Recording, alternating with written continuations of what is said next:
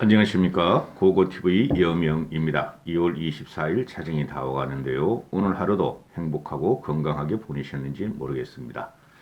내일 방송할 내용인데요. 지금 선거가 며칠 안 남았어요. 한 7, 8일 남았는데요. 사전선거 투표일부터는 표심이 변하지 않습니다. 말씀드린 대로 현장 가서 본투표일 날에 분노의 투표를 누가 많이 할 것인가, 중도층이 어느 쪽으로 분노를 나타낼 것인가 하는 게 요번에 선거를 결판 지을 겁니다. 선거 며칠 남았다고 지금 국힘은 균열이 또 들어갔죠. 그죠? 이걸 갖다가 언론에서는 안철수와의 단일화에 대해서 이준석이가 리스크로 등장했다 그러는데 그건 거짓말이에요. 제가 이준석을 좀 키워보려고 그러고 차기 새 리더로서 보호를 하려고 그러지만 걸레 와가지고 이준석이를 충고겸 비판을 꾀했죠. 이준석이가 오버한 거는 분명히 맞고 이준석이가 네 가지가 없이 한 것은 맞아요. 그러나 이준석 리스크가 아니에요. 애초에 국힘 리스크였고 애초에 윤석열 리스크였다 이렇게 되는 것이죠. 윤석열이 제대로 된 정치인이었고 정당인이었다면 이렇게까지 선거를 힘들게 하지 않습니다. 이번 선거는 정권 교체의 구도는 맞아요. 아직까지 여론을 보면 54%가 정권 교체한다는 욕구가 있죠. 막대기만 끄고나도 우리는 이길 선거를 윤석열이란 멍청하고 곤탱이를 내보내서 지금 이런 상태를 맞이하는 것이죠.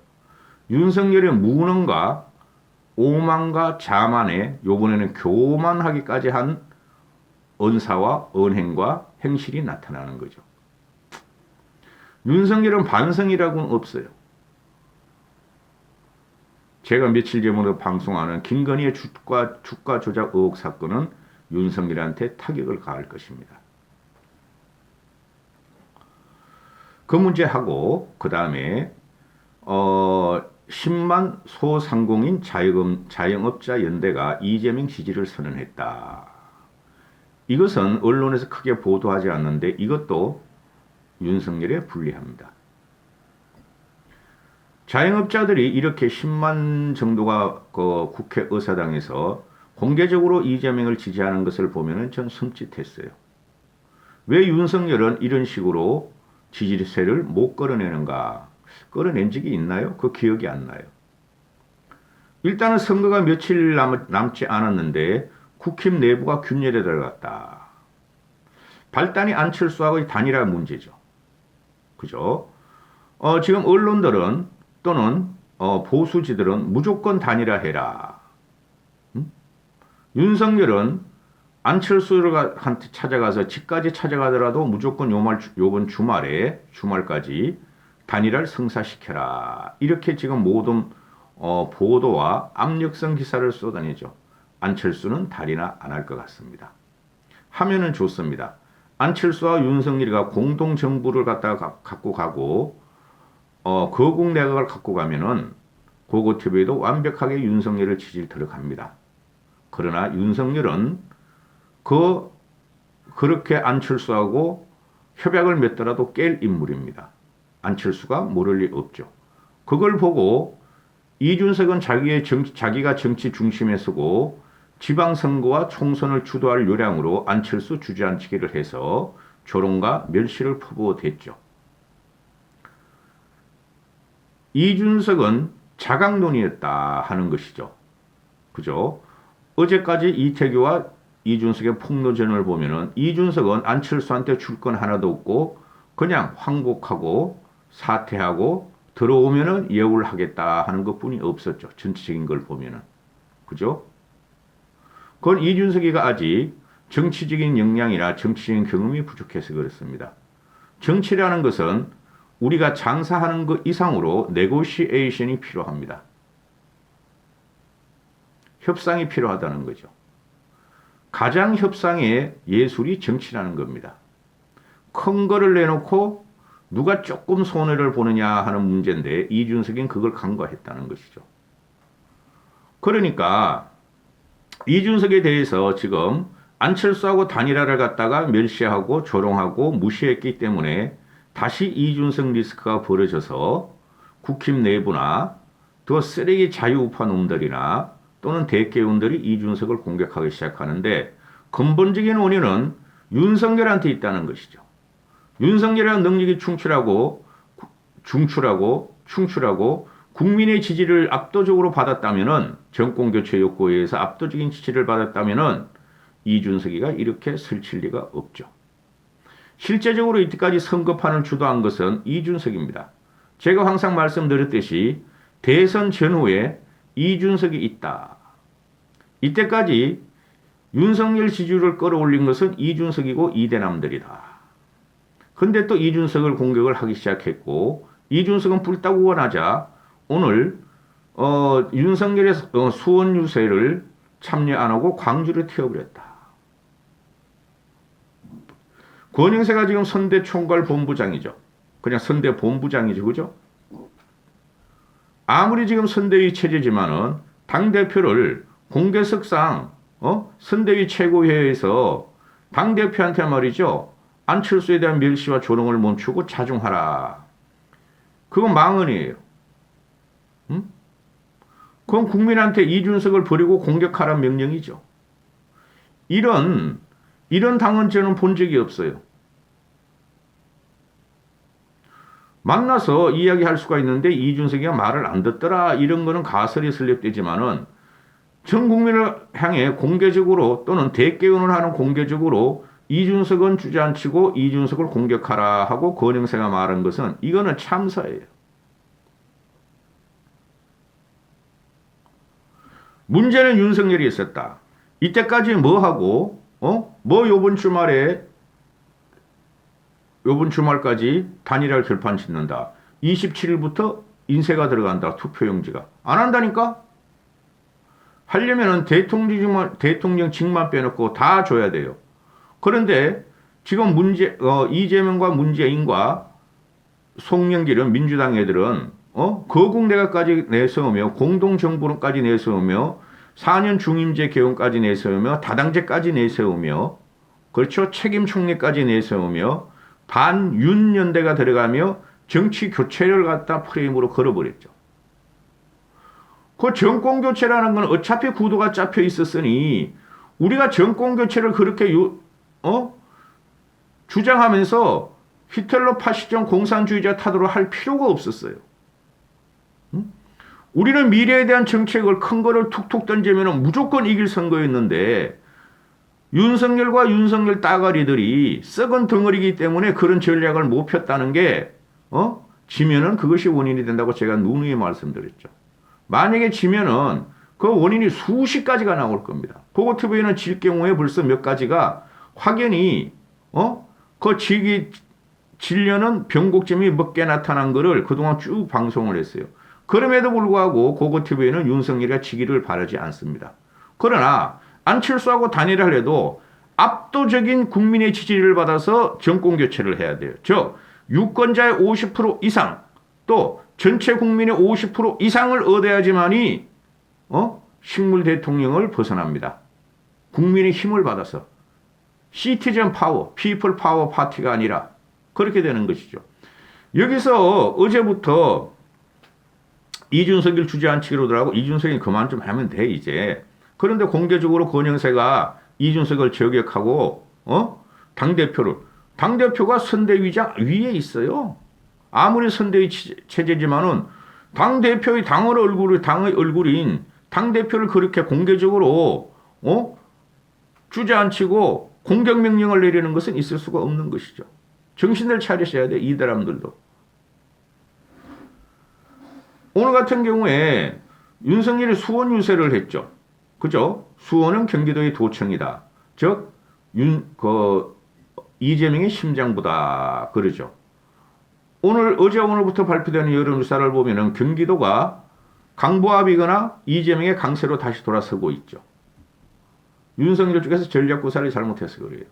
그래서 어제부터 공지되기를 국힘에서 공지한 거예요. 국힘 중앙당 선대위가 공지한 거예요. 이준석, 유승민, 홍준표, 원희룡 그거 빼 그거는. 그놈 간신 새끼는. 그걸 그런 애를 정책본부장으로 세운 것 자체가 지면은 그것도 패배의 원인이에요. 이준석, 유승민, 원희룡, 이준석, 유승민, 홍준표가 윤석열의 수원 유세에 동참하고 같이 유세를 하기로 했다. 선대위에서 공지한 거야. 근데 다 안 갔죠. 이재명은 이재명이란다. 이준석은 불따구가 나가지고 수원 유세 20분 전에 취소를 해버리고 안성시로 변경을 해버리고 그 다음에 광주로 날라버리고 이준석이는 나 의도적이 아니다 그러지만 의도적이죠. 그리고 유승민과 홍준표도 참석하기로 했는데 참석 안 했다. 변명이 나오는 것이 여기 보면은 국힘의 경기도당이 이게 확실하게 그거 말고 이거부터 합시다. 그래요. 국힘의 경기도당이 오늘 24일 오후 2시에 경기 수원 8달문에서 8달문 좀 넓어요. 8달문에서 원팀을 완성해 주신 홍준표와 유승민 또 원희룡도 참석 예정이라고 공지했죠. 근데 국힘에서 말을 하기를 경기도당에서 먼저 언론에 올렸다. 그래서 오해가 생겼다. 일정이 조율되지가 않았다. 유승민은 오늘 대구로 문상을 갖고 홍준표는 감기에 걸려서 못 온다고 했다. 이게 무슨 말인지 난 모르겠어. 근데 또 다른 국힘 관계자는 홍준표가 오늘 오후에 연락을 받았는데 어제 오후에 연락을 받았는데 선약이 있어서 못 간다. 한쪽에서는 감기에 걸렸다고 그러고 한쪽에서는 선약이 있다고 그러고 또 유승민 의원 측이 전날 오후 2시쯤 연락이 와서 못 간다고 했다. 또 한쪽에서는 대구로 문상을 갔다 그러고 이게 균열이에요. 그리고 홍준표는 지금 총기를 잃어서 대구지사나 경북지사를 뛰려고 지금 발걸 친 거 맞고 자기의 차기 정치를 위해서 유승민은 깔끔하죠. 종로 한번 얼굴 보이고 아이고 이제 됐다. 내가 이재명한테 안 간다는 것은 민주당을 안 돕는 것에 됐으니 더 이상 안 나올걸요 유승민은? 나오면 좋지만은 무슨 말씀이냐면은 이준석이나 홍준표나 일단 홍준표하고 유승민은 근본적으로 윤석열이가 문제가 있다는 걸 알아요. 대통령이 돼도 협조를 안 할 사람들이에요. 그런데 이준석은 당대표이기 때문에 할 수 없이 밀고 있다고 지금. 문제가 있다는 걸 이준석이 왜 모르겠어요. 그래 이양수라는 놈이 선대위 대변인이 나와가지고 이준석이가 취소했다고 그러는데 저는 결과만 통보받았고 사유에 대해서는 알지 못하는데요. 이러더라고요. 말이에요. 아니 이거는 경기도당에서 지들이 뭐라고 유승민, 이준석 또 누구야? 유승민은 정치 거물들을 갖다 지네 마음대로 참석한다는 연기를 했겠어요. 이거는 선대위 쪽에서 지네 마음대로 했고 유승민, 홍준표는 저거 안 돼, 윤석열 이런 식이라는 거죠. 내가 왜 그까지 가? 수원 연설은 중요한 겁니다. 이재명의 안방이에요. 균열이 왔고 원팀은 안 되고 있어요. 어거지로 갖다 맞추면 되는 게 아니야. 유승민 같은 경우는 고고티보와 같은 똑같은 문제의식을 갖고 있을 거예요.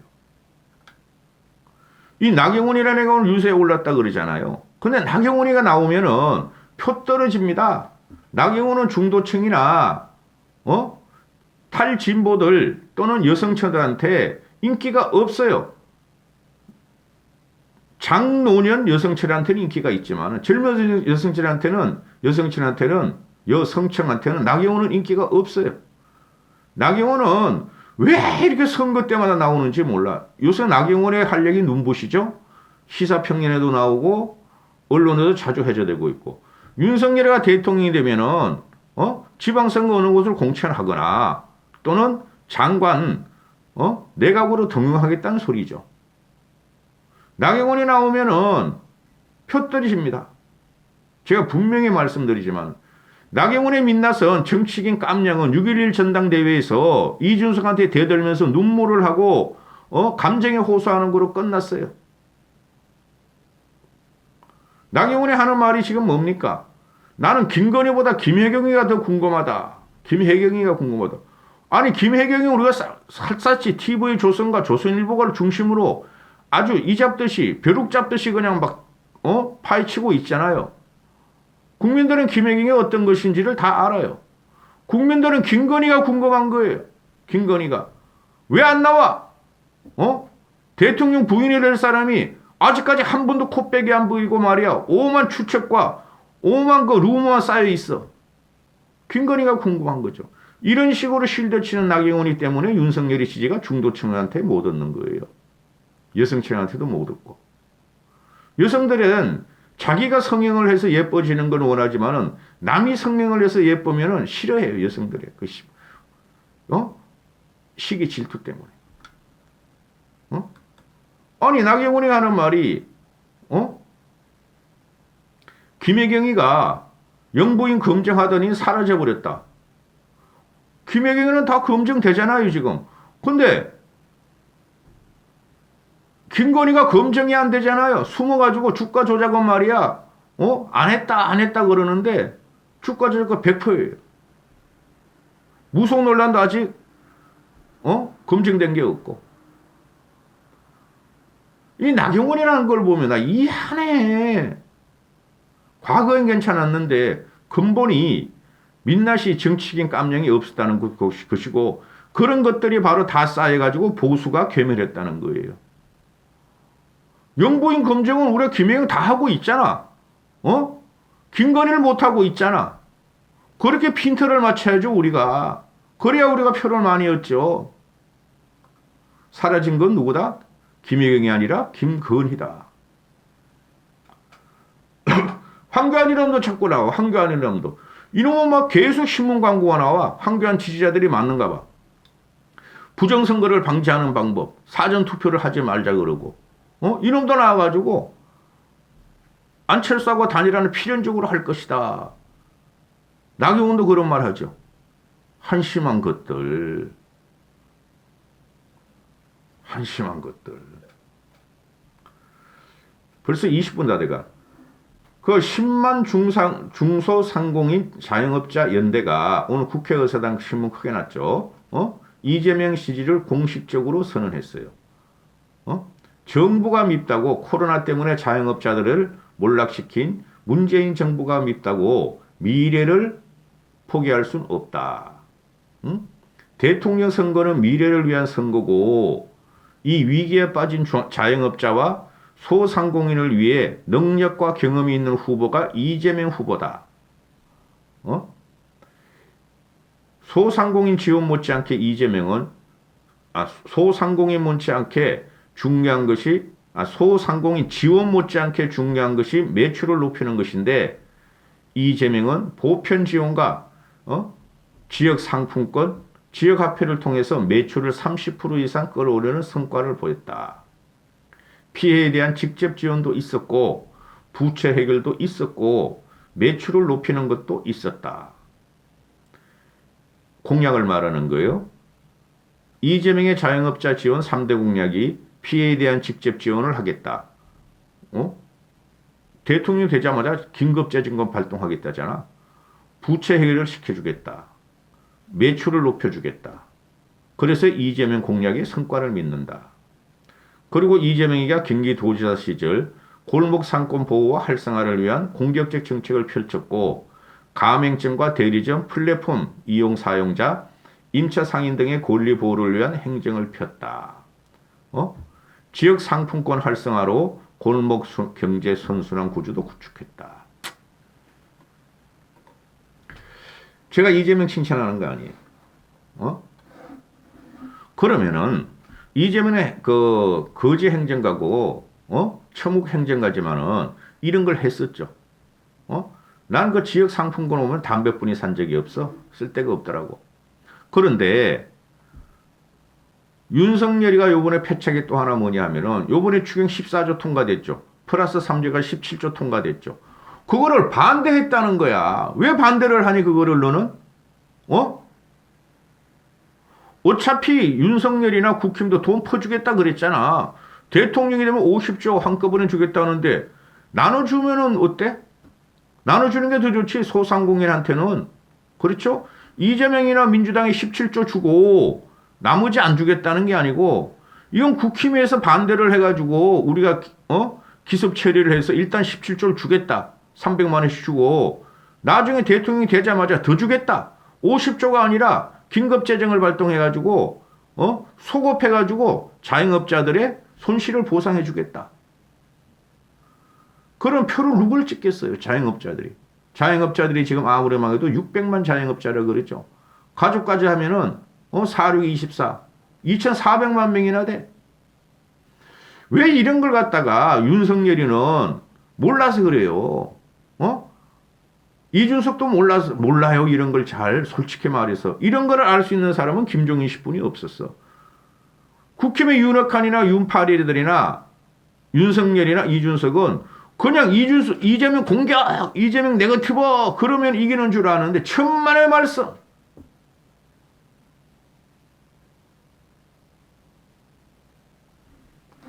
몇 번 말씀드려요, 제가. 대장동 사건은 끝났다. 김혜경의 법카, 처묵 카드, 그것도 끝났다. 오늘도 TV조선을 보니까 많은 양을 할애해가지고 이재명에 대한 네거티브에 법원 카드를 또 쓴 거 이야기들 하고, 뭐 선거비 위반 어쩌고 저쩌고 하고, 왜 그런 마이크로 이 소소한 걸 갖다가 공격을 하죠? 대선은 큰 덩어리로 움직이는데? 나 이해가 안 가요, 이해가.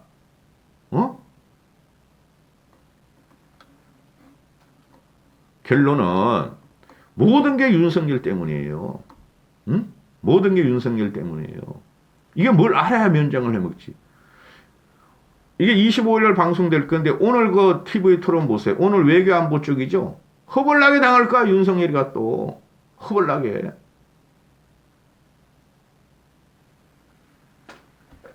이까지 하겠습니다.